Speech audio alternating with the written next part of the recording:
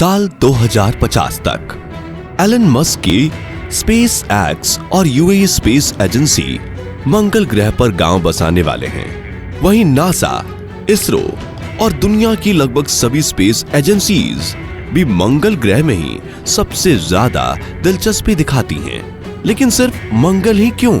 Mercury, Venus, Jupiter, Saturn, Uranus और Neptune क्यों नहीं? और क्या मंगल ग्रह पर इंसानों का जिंदा रहना मुमकिन है? जानने के लिए पूरा वीडियो जरूर देखिए, क्योंकि आज हम मार्स पर हुई डिस्कवरीज से लेकर फ्यूचर कोलोनाइजेशन तक डिटेल्स में बात करेंगे। सबसे पहले हम थोड़ा मंगल ग्रह के बारे में जान लेते हैं। दोस्तों, हमारे सौर मंडल में एक सूर्य और 8 ग्रह हैं। ये सभी ग्रह हर पल सूर्य के चारों ओर चक्कर लगाते रहते हैं। मंगल सौर मंडल में हमारा पड़ोसी ग्रह है, जहां पृथ्वी सौर मंडल में तीसरे नंबर पर है और सूरज से करीब 9.3 करोड़ मील दूर है। वहीं मंगल 14.2 करोड़ मील दूर होने के साथ चौथे नंबर पर है।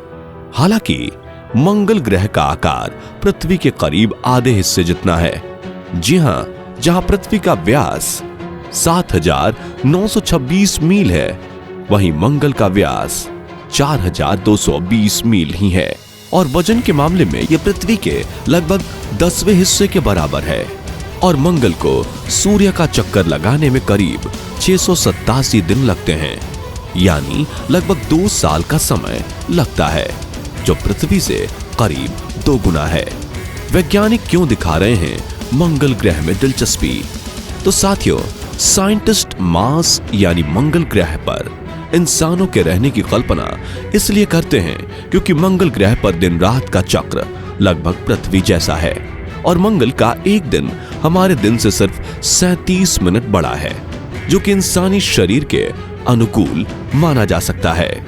मंगल ग्रह के पत्थर और मिट्टी पर रिसर्च करने के बाद रिसर्चर्स को यह बात पता चली कि आज से करीब 3.5 अरब साल पहले मंगल ग्रह पर भी पृथ्वी की तरह ही बहुत सारा पानी तरल के रूप में मौजूद था।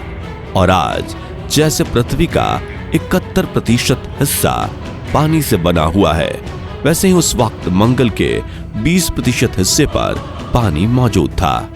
यहाँ पर बहुत बड़े समंदर, नदियां और तालाब थे जो पानी से भरे रहते थे।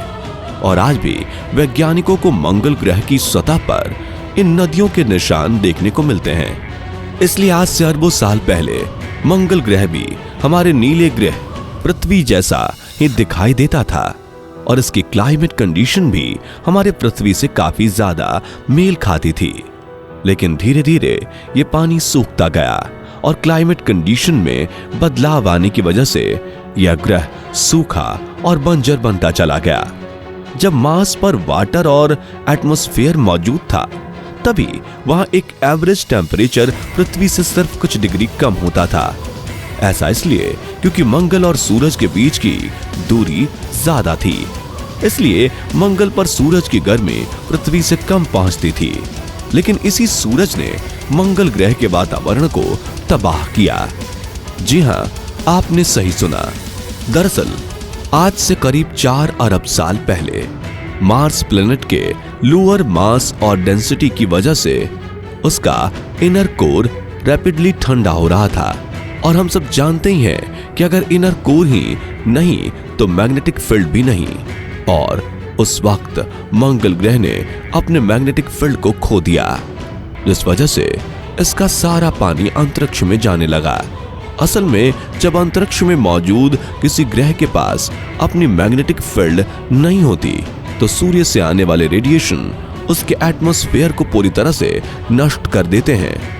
मैग्नेटिक फील्ड ना होने की वजह से मंगल ग्रह का वायुमंडल भी समय के साथ नष्ट होने लगा और कुछ समय में हालात इतने बुरे हो गए कि मार्स पर मौजूद वाटर इवोपरेट होकर स्पेस में जाने लगा और कुछ प्रतिशत पानी बर्फ के रूप में जम गया। यानी आज मंगल पर द्रव्य के रूप में एक भी बूंद पानी मौजूद नहीं है। तो अगर मंगल पर जीवों की किसी प्रजाति का वास होता भी होगा, तो वो इसी कयामत की वजह से नष्ट हो चुका होगा। हालांकि साथियों, अभी मंगल की सतह पर बर्फ के रूप में पानी मौजूद है। इंसानी बस्तियों के लिए बेशकीमती खजाने भी हैं और रहने लायक 24 घंटे का दिन भी। लेकिन मैग्नेटिक फील्ड ना होना, सूरज से खतरनाक रेडिएशन आना, धूल मिट्टी के भयंकर तूफान आना और सबसे जरूरी ऑक्सीजन की कमी होना जैसे कारणों की वजह से मंगल पर आज जीवन संभव नहीं है। लेकिन वैज्ञानिकों का मानना है कि वो टेक्नोलॉजी का इस्तेमाल करके मंगल को रहने लायक बना सकते हैं। इसलिए वैज्ञानिक सौर मंडल के मंगल ग्रह में सबसे ज्यादा दिलचस्पी रखते हैं। लेकिन अब सवाल खड़ा यह होता है कि सूर्य से आ रहे रेडिएशन से बचने का क्या उपाय किया जाएगा। तो साथियों, इस पर वैज्ञानिकों का कहना है कि टेक्नोलॉजी की मदद से हम मंगल और सूर्य के बीच कृत्रिम चुंबकीय क्षेत्र पैदा कर सकते हैं, जिससे मंगल पर वायु और तापमान का दबाव बढ़ेगा और मंगल के उत्तरी ध्रुव पर जमा कार्बन डाइऑक्साइड पिघलने लगेगी और ग्रीन हाउस इफेक्ट शुरू होगा, जो जमीन पर जमा बर्फ को नदियों और समुद्रों में बदल देगा। दोस्तों, सैद्धांतिक तौर पर यह बिल्कुल संभव हो सकता है। अब जानते हैं मंगल पर कैसे बनाया जाएगा पहला घर। अगर इंसान मंगल ग्रह पर जाते हैं तो उन्हें रहने के लिए मजबूत दीवारों वाले घर की जरूरत होगी, क्योंकि मंगल के वातावरण में इस वक्त 96% कार्बन डाइऑक्साइड, 1.93% ऑर्गन, 2% नाइट्रोजन और सिर्फ 0.14% ऑक्सीजन है। यानी कि किसी स्पेस शटल की तरह ही इंसानों के सांस लेने के लिए ऑक्सीजन सिलेंडर और ऑक्सीजन वाले कमरों की जरूरत होगी। इसके अलावा मंगल ग्रह पर आने वाले सूरज के रेडिएशन से बचने के लिए शेल्टर चाहिए होगा, क्योंकि इस वक्त मंगल के रेडिएशन इतने खतरनाक हैं कि अगर इंसान उनसे डायरेक्टली संपर्क में आ गए तो भयानक बीमारियां हो सकती हैं और कुछ ही दिनों में जान जा सकती है। इसलिए वैज्ञानिक मंगल ग्रह पर इंसानों के कदम रखने से पहले वहां कुछ आर्टिफिशियल इंटेलिजेंस वाले रोबोट्स भेजेंगे, जिन्हें वो धरती पर बैठकर कमांड दे पाएंगे। इन्हीं रोबोट्स में मिट्टी की खुदाई के लिए विभिन्न टूल्स, कैमरा, 3D प्रिंटर और कैमरा सिस्टम मौजूद होगा। ये रोबोट्स सेंसर के जरिए मंगल ग्रह पर खास मिट्टी की तलाश करेंगे। पर मिट्टी की खुदाई करने वाले रोबोट्स मंगल की सतह पर खुदाई का काम शुरू करेंगे, जिसके बाद दूसरे रोबोट्स मिट्टी को उठाकर उसके रिफाइनिंग यूनिट्स तक ले जाएंगे, जिसके बाद तीसरा रोबोट मिट्टी को 3D प्रिंटिंग यूनिट तक ले आएगा, जो 3D प्रिंटिंग के जरिए इस मिट्टी से मजबूत शेल्टर बनाएंगे। इस तरह मंगल ग्रह पर घर बन जाएंगे। अब जानते हैं कैसा होगा मंगल पर इंसानों का पहला कदम। मार्स पर शेल्टर्स बन जाने के बाद वैज्ञानिकों की एक टीम ग्रह पर कदम रखेगी। वहां मौजूद रोबोट्स उन्हें इन हाई प्रेशर शेल्टर में ले जाएंगे। दरअसल मंगल ग्रह का प्रेशर काफी कम है, इसलिए इंसान उन शेल्टर्स के अंदर हाई प्रेशर के बिना जीवित नहीं रह पाएंगे। इस हाई प्रेशर को मेंटेन करने के लिए सोलर पैनल्स के जरिए इलेक्ट्रिसिटी प्रोड्यूस की जाएगी। शेल्टर से बाहर का जीवन, वैज्ञानिकों का कहना है कि वो एक ऐसी ऑटोमेटिक कार डिजाइन करेंगे जो कहीं जाने का कमांड देते ही शेल्टर के दरवाजे से आकर कनेक्ट हो जाएगी और इंसान शेल्टर से सीधा उस कार में बैठ जाएंगे। ऐसा इसलिए क्योंकि अगर उन हाई प्रेशर शेल्टर्स के दरवाजे ऐसे ही खोल दिए गए तो अंदर का प्रेशर गड़बड़ा सकता है। इसके अलावा मार्स पर इतने बड़े डस्ट स्टॉर्म यानी तूफान आते हैं, जिन्हें कई बार वैज्ञानिक ने एक चादर के रूप में पूरे प्लेनेट को ढकते हुए देखा है। ऐसे में इंसान खुले में ऐसे तूफान का सामना नहीं कर सकते, क्योंकि अगर उन्होंने ऐसा किया तो डस्ट उनके फेफड़ों में चली जाएगी और सांस लेने में दिक्कत होगी। इसके अलावा ग्रह पर मौजूद खतरनाक रेडिएशन बीमार करने के लिए काफी है। ऐसे में इस समस्या का समाधान है स्पेस सूट। जी हाँ, मार्स पर रहने वाले सभी लोग हमेशा स्पेस सूट में ही घूमेंगे, जो मॉडर्न टेक्नोलॉजी के साथ ऑक्सीजन सिलेंडर से अटैच होगा।